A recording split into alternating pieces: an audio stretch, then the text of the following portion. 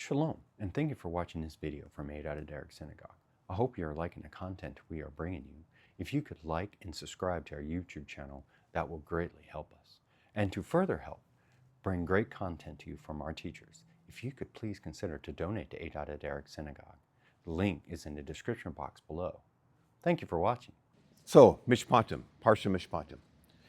We are at Mount Sinai, and this is post Aseres HaDibros. We have just been given the Ten Commandments.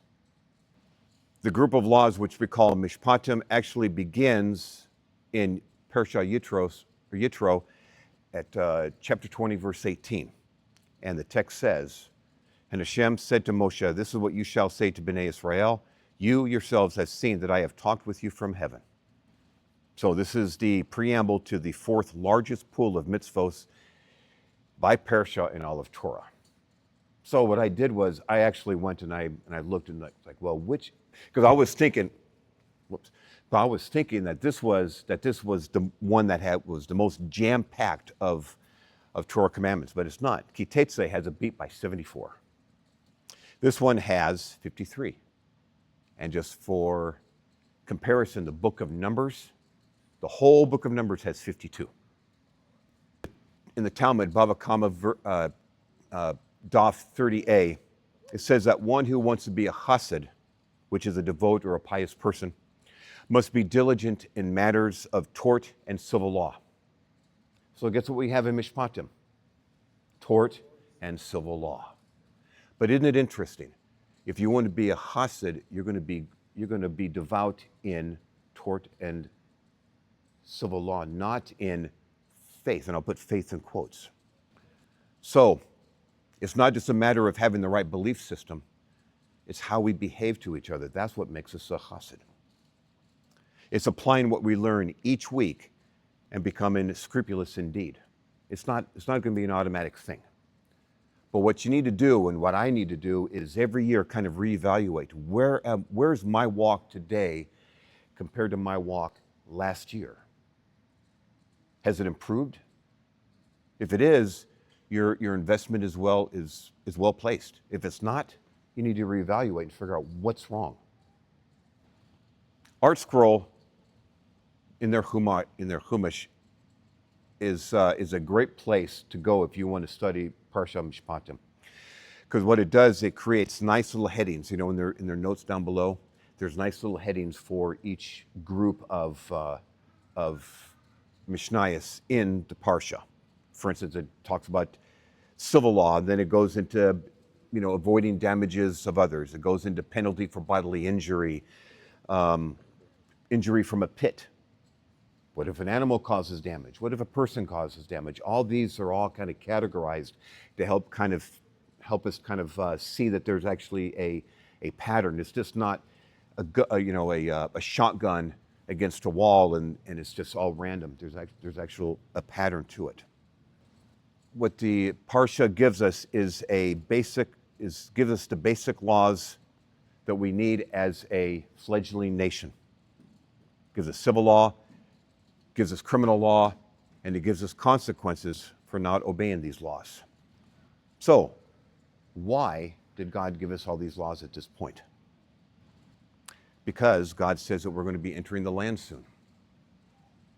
Shemos 23 says, "Behold, I send my Malach before you to keep you in the way and to bring you into the place where I have prepared. Take heed of him and listen to his voice. Do not rebel against him, for he will not pardon your transgression. For my name is in him. But if you will indeed listen to his voice and do all that I speak, then I will be an enemy to your enemies. I'll be an adversary to your adversaries. For my Malach shall go before you and bring you into the Amori, the Hittite, the Perizzi, the Canaanite, the Hivi, and the Yevusi, and I will cut them off." We are getting ready to enter the land, and Hashem has given us a basic law system so that we can begin to live as a nation. This is why we're told to get rid of their culture. The culture of the nations in the land in which we are going, and the culture of the land in which we just left. Leave that behind, because we are to create a holy nation, one that is not one that is a hybrid. God gives us the foundations of a legitimate and fair system of laws. So in a similar fashion, speaking of flowery religious language, when we read the Constitution, when we read the Bill of Rights, the Declaration of Independence, there's a lot of flowery religious language. And that's because there is the basic concept that we can have law, and we can be told, do not do this, and you must do that. But when it comes to the things that actually keep our society together, those are things that we cannot legislate. How do you legislate be kind to your neighbor? How do you legislate mercy? You can't. So what we have is two things going on in this parsha. The first part is the laws that can be legislated. And these laws, contrary to what we're comfortable with or what we might think, these laws are incomplete. They are very basic, and they're basic because the idea is that as life goes on, a court system is going to be created, which we actually created last week with the help of Yisro. These laws are going to be defined and redefined and honed through what is known as jurisprudence. So let me give you an example of why we need jurisprudence. And I'm just going to use just the very first law in Parsha Mishpatim. First Mishnah says, or the mitzvah says, when you buy a Hebrew bondsman, a Jewish slave, how does that even happen? How does somebody get into a position where he's going to be bought or sold? Is there more than one way to become a bondsman? And it says, he shall work 6 years, and in the seventh he shall go free for no charge. Why does it say no charge? We're missing something. And so when it says 6 years, does it mean 6 full years? So if I get into debt, or sorry, not debt, but if I become a bondsman on February 22nd, 2025, does that mean that I am now free February 21st of 2031? Does this somehow tie into the Shemitah year? So all these are examples of how that law needs to be defined. And then here's another one. Okay, if it's 1 full year. Now, if it turns out that it's a calendar year, does a calendar year begin on the 1st of Nisan, or does it begin on the 1st of Tishrei? So, who's going to flesh out these laws and fill in the gaps? And also, many of these laws say, you shall pay, you shall make restitution, you shall compensate, you shall be beaten, or you shall be killed. So who's enforcing these? A court system is a Sanhedrin. So we're going to create a system of courts, which is the first part of creating an orderly society that doesn't prey upon each other. As I said before in Parashah Yisro, with the help of Yisro, we saw the very beginnings of that court system.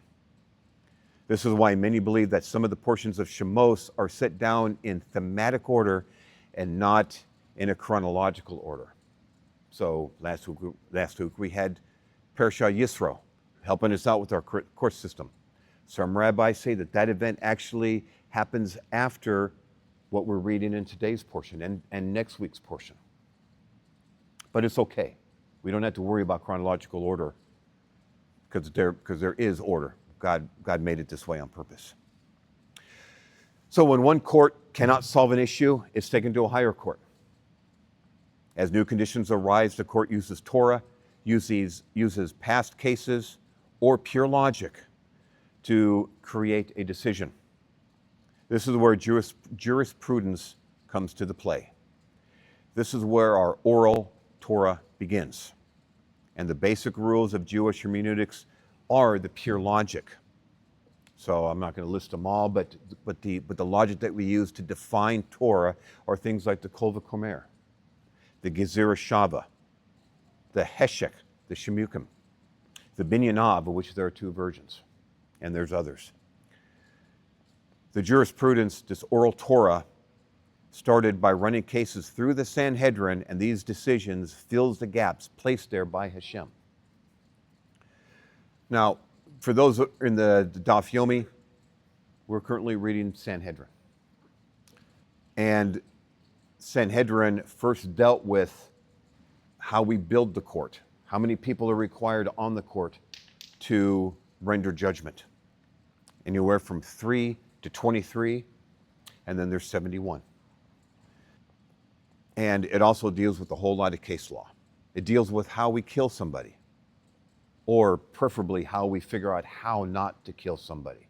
And that's where the mercy of Torah makes it sit high above any other court system in the world. The system works because of the fear of men, not because of the fear of God. Let's be straight with that. When a court system can invoke skila on you, which is stoning, when the court system can say, okay, we're going to take you to a precipice, throw you off, and if you're still alive, we're going to throw a big stone on your chest. And if you're still alive, we're going to throw more. Think about that. I really don't want that. You know, we like to say, you know, we love Torah. We love Torah, and we do. Skila, I don't think I love Torah that much. I mean, I do, but I mean, that's pretty steep. There's also burning. You want to know how they burn people? Maybe you don't want to know. You tie them, you not tie them, but you restrain them and you pour hot lead down their throat. Yummy. Or you strangle them, or you cut off their head. Those are the 4 death penalties, and we discuss this every high holiday in the fall. If you love Torah, but I tell you what, if a system of law does not have teeth, people are not going to obey it. Look what's happening in our land. But what's nice, though, is that Hashem and the Sanhedrin, as we have it laid out in the Talmud, it looks for extenuating circumstances. So there are 4 different ways that we can look at disobedience. 5. There's the mesaseg, which is the absolute total unknowing. So what's the penalty for that? The penalty is learn Torah. Then there's the ba'onus, which is when somebody forces you to disobey Torah. Thankfully, that doesn't happen very often. There is the b'shogeg. B'shogeg is when it's done accidentally. You know the Torah, you had a lapse of reason, and you did it. Oops. There's the b'mezid. I know it's wrong, but I'm going to do it anyway. And then there's the pesha. That's the one that we do because it's wrong. But what's interesting is 22:19 is the end of the section. 22:20 is a new section, and that section says, "And a stranger you shall not wrong, nor shall you oppress him. For you were strangers in the land of Egypt. You shall not afflict any widow and fatherless child." Now, I said at some point there are laws that just cannot be legislated, and this is one of them. This is the laws that depend on your heart. I mean, you can oppress the widow. You can force her hand. She's late on her payments, and you can take her land. You can take her car. You can take her children. You can take her stuff. But this is where God says you need to stand above that and not do this. It's something that can't be legislated. This is why our founding fathers incorporated religion in our documents. That's why Hashem legislates it here as well, declaring that certain rights and values is coming from God. These cannot be taken away by human establishments. But who punishes that? Who regulates that? And that's God. because human agents are incapable of determining the extent of another's ability to extend kindness and mercy. Somebody may take a widow to court to get their belongings, and it may be because he needs it for his own children. So it just can't be, oh, just leave her alone. We can't force somebody to be nice. But without these concepts, our society, every society, will collapse. One of the things I found really interesting in this Torah portion was the idea of getting rid of the culture of the land that we're going into. And of course, I incorporated getting rid of the culture from the land that we just came from. So there's this idea called kalayim. Have you heard of that term? Kalayim is hybridization. It is mixing and matching. Here is Torah examples. Interbreeding of animals of different species. Of course, you can't breed dogs and cats, but you can breed donkeys and horses, and we're not supposed to do that. We're not supposed to plant mixed seeds. That's kalayim. We're not to graft different species of trees. No, it's different species of trees. So there's a limitation to that. Shatnez is mixing wool and linen and garments. That's kalayim. Plowing or working two different types of animals together to do your work. That you're not supposed to do. A horse and an ox. No. Planting grain or seeds in a vineyard. That's all kalayim. But when the Torah says get rid of their culture, that's another kalayim as well. We're not supposed to take bits and pieces of the nations that we're going into, bits and pieces of Egypt, and mix it in with this new culture that God is creating through Torah. It's supposed to be Torah, period.